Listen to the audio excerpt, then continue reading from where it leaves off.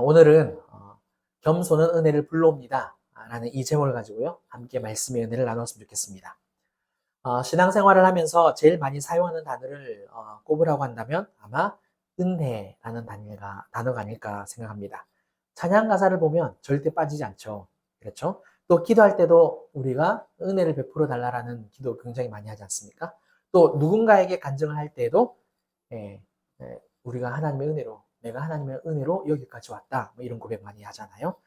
근본적으로 하나님의 은혜가 아니면 살 수 없다라는 사실을 우리는 믿고 있기 때문에 그래서 은혜를 많이 사용합니다. 룻기 2장은요 다른 장들과는 달리 유일하게 은혜라는 단어가 등장을 하거든요. 총 4번 나와요. 4번 나오는데 룻이 3번 언급을 하고요. 또 나오미가 마지막에 한번 언급을 합니다. 그래서 룻의 고백을 잠깐 살펴보면은 2절 중간을 한번 보시면 내가 밭으로 가서 내가 누구에게 은혜를 입으면 이렇게 이야기를 합니다. 그러니까 룻이 시어머니 나오미에게 밭에서 누군가로부터 내가 은혜를 입으면 오늘 먹을 양식을 가져오겠다 이제 이야기를 하는 거죠. 그죠? 그리고 10절 하반절을 보시면 또 이렇습니다. 당신이 어찌하여 내게 은혜를 베푸시며 나를 돌보시나이까. 보아스가 룻을 이제 환대를 해주죠. 이렇게 맞이해 주니까 룻이 그 은혜에 감사를 표하는 그런 장면이고요. 13절 상반절을 보시면 내 주여 내가 당신께 은혜 입기를 원하나이다. 이번에는 보아스가 이제 룻에게 이제 축복을 하는 장면이거든요. 그러자 룻이 보아스에게 은혜 입기를 요청을 하고 있는 말입니다. 이렇게 룻의 말을 보고 있으면요 이런 생각이 들죠. 은혜 없이 정말 살 수 없다라는 것을 명확하게 보여주고 있습니다. 그런데 말입니다. 우리가 예수님을 믿기 전에는 전적인 하나님의 은혜로 구원을 받았잖아요. 그렇죠. 그런데 예수님을 믿고 난 후에는요. 은혜를 받는 개념이 달라집니다. 달라져요. 야고보서 4장 6절 말씀을 한번 볼까요? 우리 함께 이 말씀 읽어보겠습니다. 시작. 그러나 더욱 큰 은혜를 주시나니 그러므로 일러스되 하나님이 교만한 자를 물리치시고 겸손한 자에게 은혜를 주신다 하였느니라. 자, 이 말씀을 보세요. 야고보 사도는 지금 뭐라고 이야기하고 있습니까? 겸손한 자에게 은혜를 주신다 하였느니라. 자, 이 말씀은 안 믿는 사람에게 하는 이야기가 아니고요. 성도들에게 하는 이야기입니다. 하나님을 믿는 자녀들에게. 다시 말해서 이 앞뒤로 말씀이 뭐가 기록이 되어 있느냐?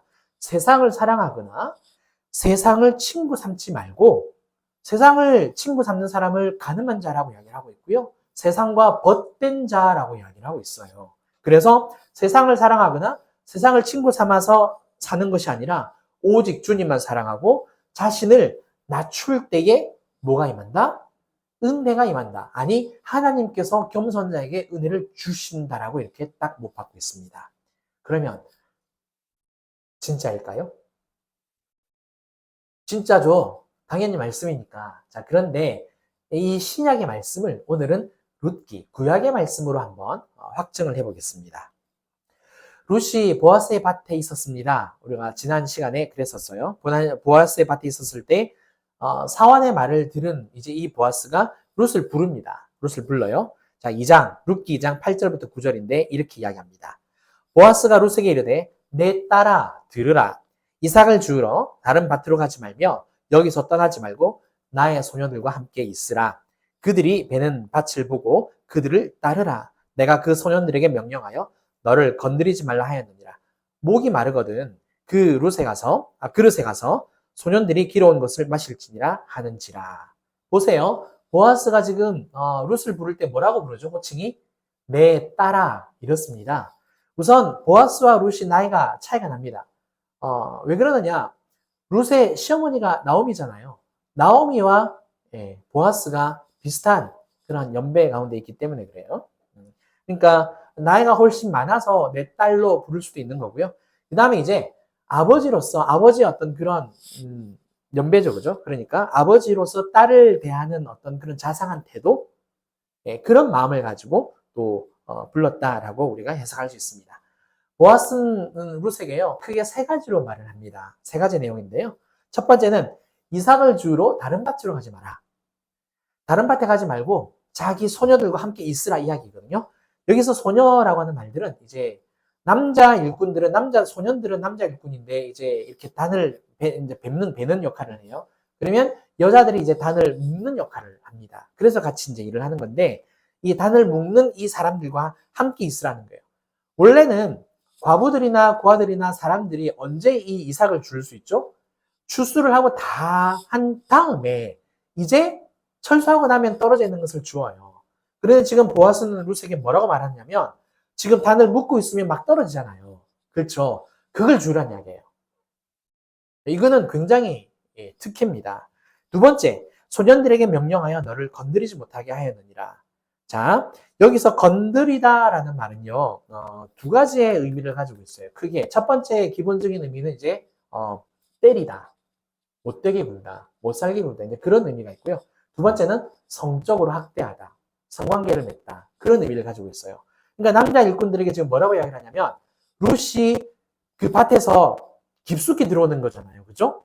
그러니까 여기에서 이렇게 이삭을 주면 절대 학대하지 말고 때리지 말고 욕하지 말라는 이야기고요. 또 성적으로도 이렇게 조심해라 이야기입니다. 또 한 걸음 더 나아가서 어떤 의미냐? 다른 사람으로부터 보호해줘라. 이야기를 하는 거죠. 반드시 지켜줘라. 이런 의미를 가지고 있고요. 세 번째, 목이 마르거든 소년들이 길어온 것을 마시라. 자, 목이 마르면 마시라고 했지 않습니까? 수고하는 일꾼들에게 가장 필요한 게 뭐죠? 물이죠. 물이고 나중에 이제 또 뭐 야참도 있을 텐데 물입니다. 가장 소중한 것을 누구한테 나눠준다? 룻에게 나눠준다라는 의미를 가지고 있습니다. 자, 이렇게 보아스가 한 말들 한번 정리를 해보면 생각을 해보면 어떻습니까? 굉장한 특혜라는 것을 우리가 알 수 있죠. 엄청난 이야기입니다. 자, 룻이 보아스의 말을 듣고 난 다음에 충격에 빠집니다. 그러면 룻의 반응은 어땠을까요? 자, 룻기 2장 10절입니다. 룻이 엎드려 얼굴을 땅에 대고 절하며 그에게 이르되 나는 이방 여인이거늘 당신이 어찌하여 내게 은혜를 베푸시며 나를 돌보시나이까 하니. 보세요. 룻은 먼저 보아스 앞에 엎드려서요 얼굴을 땅에 대고 절합니다. 경의를 표하는 거죠. 그렇죠? 자, 그리고 자신은 이방 여인인데 어떻게 자기에게 이렇게 은혜를 베풀 수 있냐라고 이야기를 하고 있습니다. 뭘 의미할까요? 자기 자신은 이런 은혜를 받을 만한 자격이 없다는 거예요. 자질도 없다는 겁니다. 아무런 어떤 그런 게 없다는 거예요. 그냥 오늘 하루 먹을 양식을 주러 온 그런 힘이 없고 연약한 사회에서 인정받지 못하는 그냥 다만 한 여자라는 겁니다. 그러니까 이방 여인, 내가 이기적으로 생각하고 행동하면 내 주변 사람들도 전부 다 이기적으로 생각합니다. 이기적으로 행동합니다. 저 사람도 저런데 나도 요래요. 그런데 내가 하나님 말씀대로 항상 상대방을 생각해주고 상대방을 향하여서 배려해주고 손을 내밀어주면 내 주변 사람들도 은혜를 입는다는 거죠. 사랑하는 성도 여러분, 우리가 하나님의 말씀을 신실하게 순종할 때 주변 사람들이 은혜를 입는다? 신실하게 말씀에 순종하는 이 보아스의 모습과 신앙이 바로 겸손입니다. 이 겸손이 룻으로 하여금 은혜를 입게 한 거죠. 우리의 삶도 반드시 이렇게 되었으면 좋겠습니다.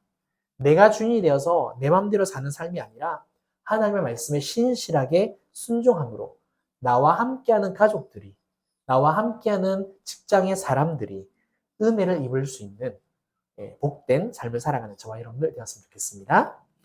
자, 이번에는요, 두 번째 이야기를 해볼 텐데요. 룻이 자신보다 더 힘든 사람들을 돌아보는 여인이라는 것을 보아스가 알았기 때문에 그래요. 자, 룻기 2장 11절 말씀 보겠습니다. 보아스가 그에게 대답하여 이르되 내 남편이 죽은 후로 내가 시어머니에게 행한 모든 것과 내 부모와 고국을 떠나 전에 알지 못하는 백성에게로 온 일이 내게 분명히 알려졌느니라. 보아스는요, 자기도 알았대요. 뭘 알았다고요?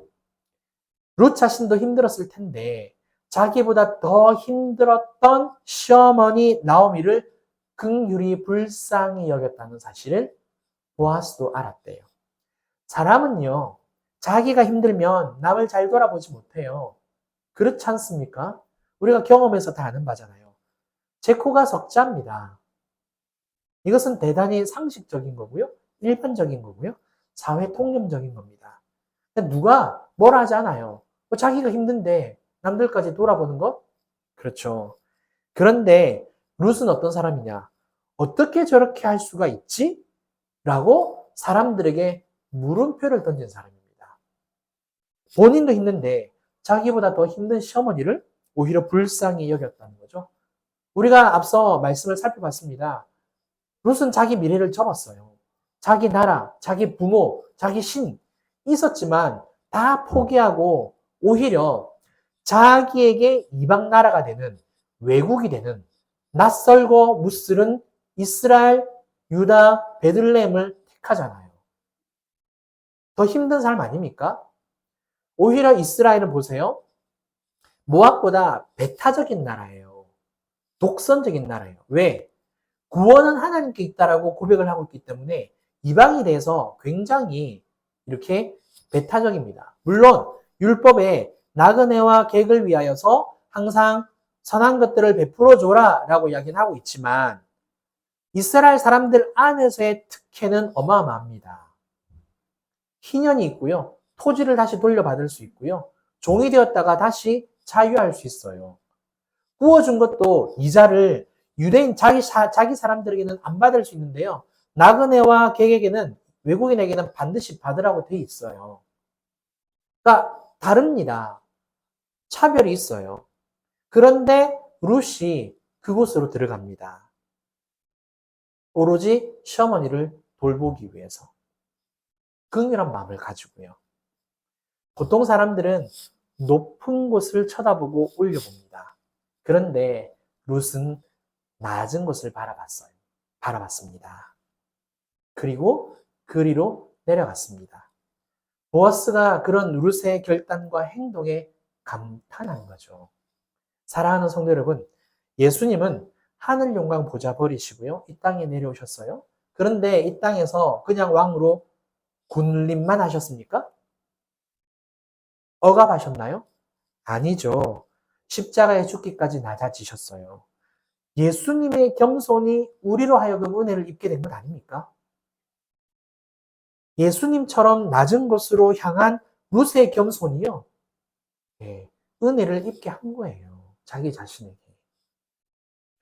그래서 나도 힘들고 내 삶도 힘들지만 나보다 더 아파하고 고통스러워하는 이들을 외면하지 않는 저와 여러분 되었으면 좋겠습니다.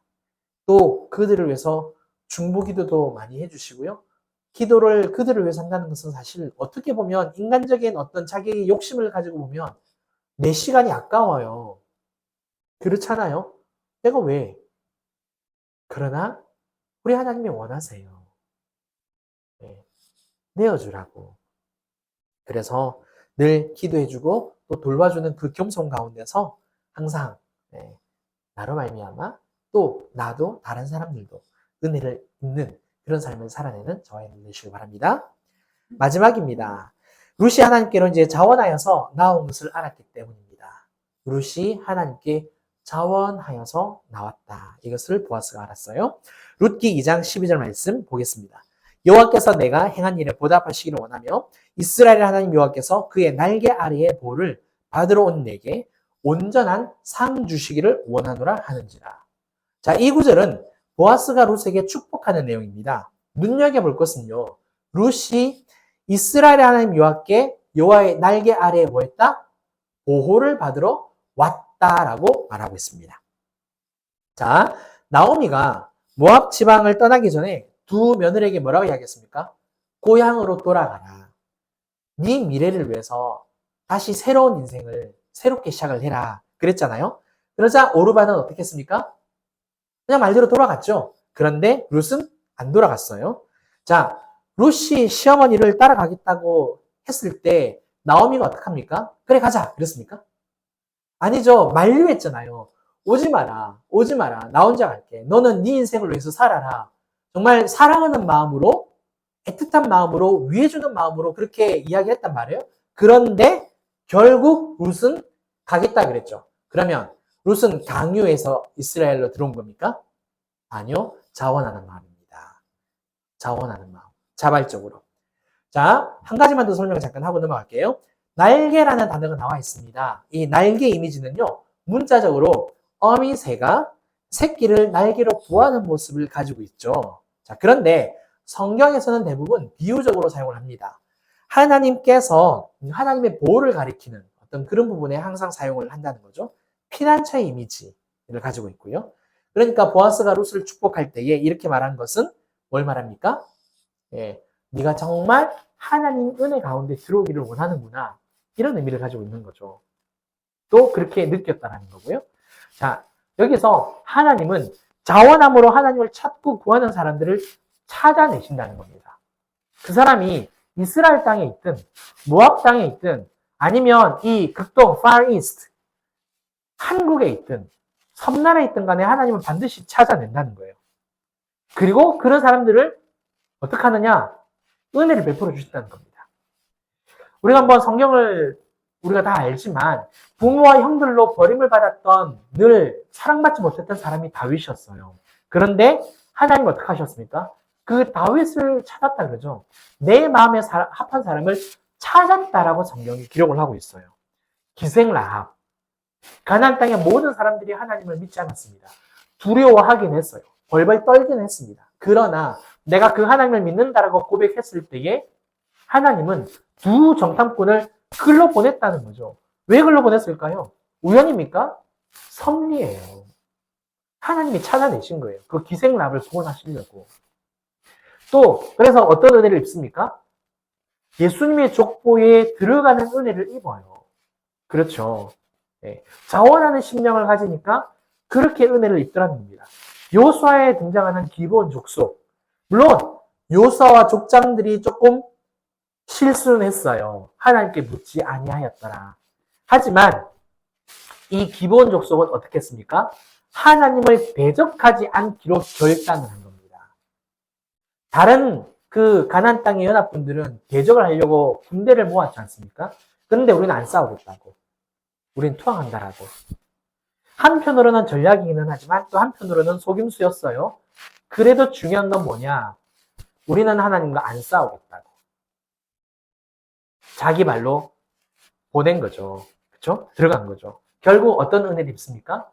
하나님의 성막, 하나님의 성전에서 물론 가장 이제 낮은 위치에서 섬기지만 그래도 생명의 은혜를 입고 또 성전에서 하나님을 섬기는 은혜를 입었다라는 사실이죠.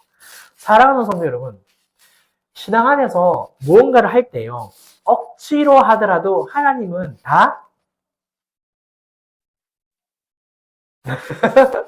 받으세요. 받으세요. 왜 받으실까요? 우리의 억지까지라도 받아주실 만큼 낮아질 수 있는 분이 하나님이기 때문에요. 낮아질 수 있으세요. 그래서 다 받으세요. 네. 오해하지는 마세요. 반주하다가 틀려도 하나님 그거 기쁘게 받으세요.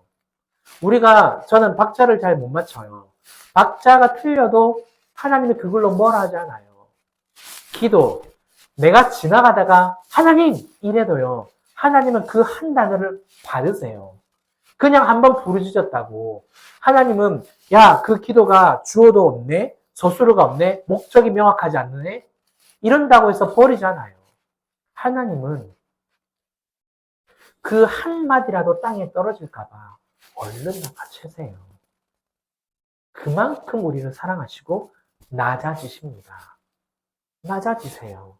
그런 분이 하나님이세요.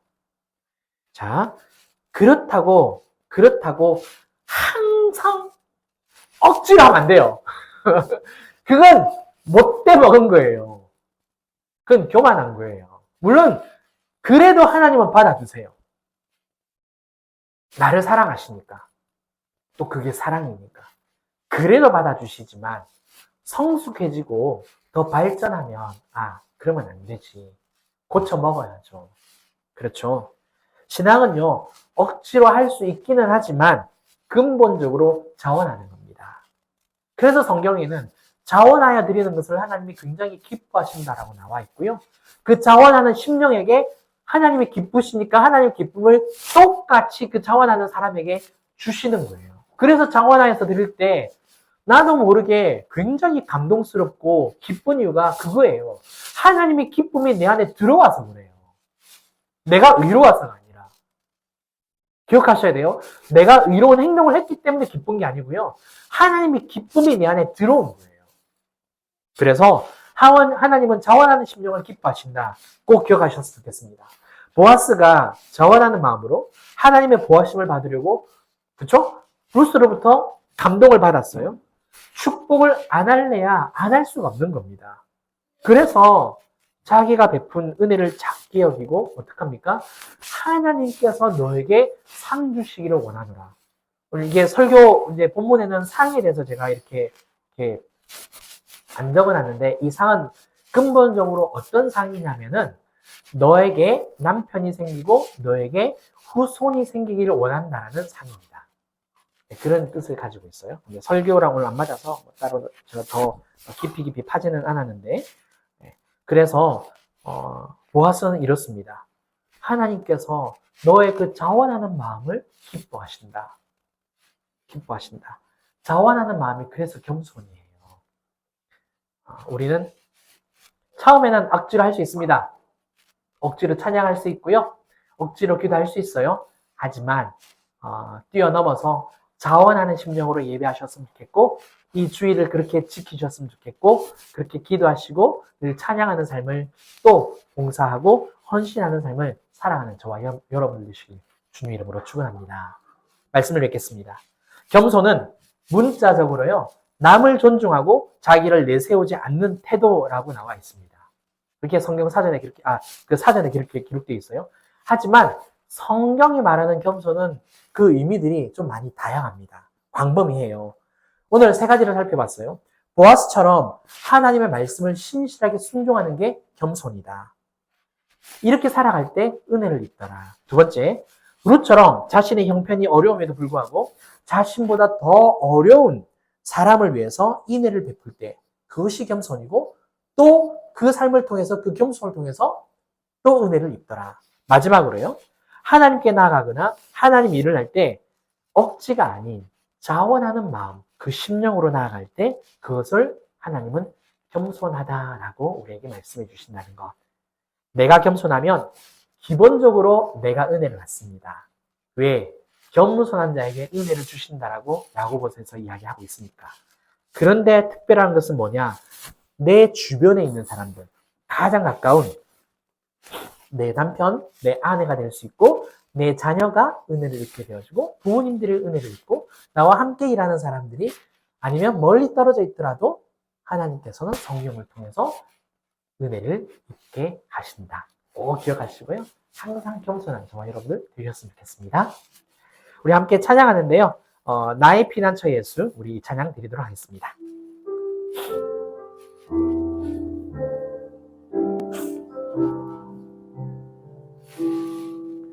나의 피난처 예수 의지해요. 나의 피난처 예수 의지해요. 나의 가는 길에 거센 바람 몰아쳐와도 나의 피난처 예수 의지해요. 나는 영원히 주님 사랑해요. 나는 영원히 주님 사랑해요. 세상 어떤 것도 나의 사랑 끊을 수 없네. 나는 영원히 주님 사랑해요. 아버지,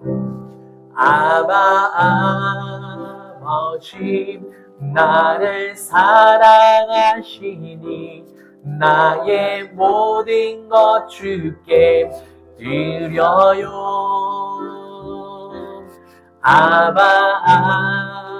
아버지, 내가 여기 있으니 주님 영광 위하여 써주세요. 아버지,